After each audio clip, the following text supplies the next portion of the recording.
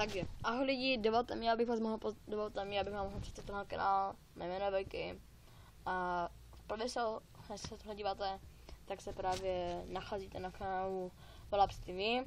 Je to vlastně kanál můj a mého kamoše, který se jmenuje Laparius LP, dejte mu odběr, tak je to super kluk. A tím, že Volapz, chápete? Ja. Jinak, jestli chcete, aby jsme točili nějaké asky, nebo to, tak nám posílejte určitě na naši e-mailovou adresu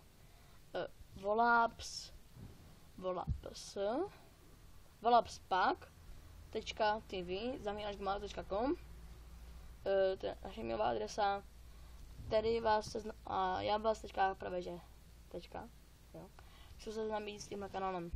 Jde vlastně, že jsem se dohodl s Patrikem, to je Laparius LP, že si naložíme náš společný kanál a že tedy budeme populární na YouTube, ne? Tak to musíte chápat. Tak, když jste populární na YouTube, ne?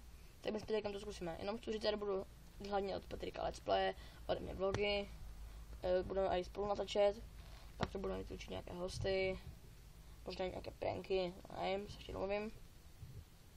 To by bylo asi pro tohle menší video vše, takhle se nás vezmu.